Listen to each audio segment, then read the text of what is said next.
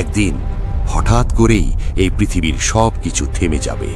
সূর্য নিভে যাবে, আকাশ ভেঙে পড়বে, পাহাড় গুড়িয়ে ধুলায় পরিণত হবে। এটাই হবে কিয়ামতের দিন।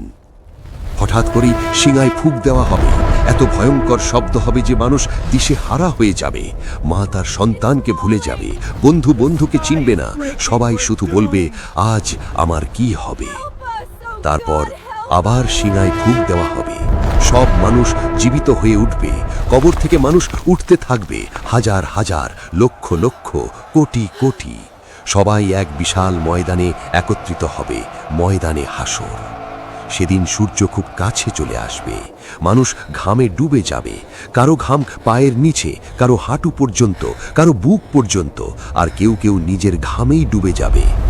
সেদিন কেউ কাউকে সাহায্য করতে পারবে না, না টাকা, না ক্ষমতা, না কোনো সম্পর্ক, শুধু থাকবে নিজের আমল। তারপর শুরু হবে হিসাব, এক এক করে সবাইকে ডাকা হবে। জীবনের প্রতিটি কাজ, ছোট হোক বা বড়, সব সামনে চলে আসবে।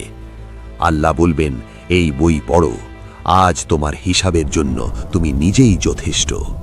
কেউ খুশিতে কাঁদবে, কারণ তার আমলনামা ডান হাতে দেওয়া হবে, আর কেউ ভয়ে কাঁপবে, কারণ তার আমলনামা দেওয়া হবে বাম হাতে।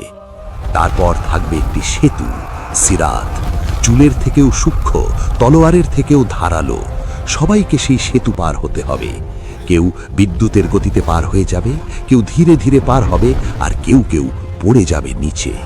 কিন্তু যারা ঈমান নিয়ে বেঁচেছিল, যারা আল্লাহকে ভয় করেছিল, যারা নামাজ পড়েছিল, সৎ কাজ করেছিল, তাদের জন্য থাকবে চিরশান্তির স্থান, জান্নাত, যেখানে নেই কোনো কষ্ট, নেই কোনো ভয়, শুধু সুখ, শান্তি আর চির আনন্দ।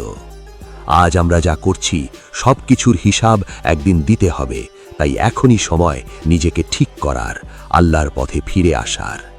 ভিডিওটি ভালো লাগলে লাইক, কমেন্ট, শেয়ার করুন।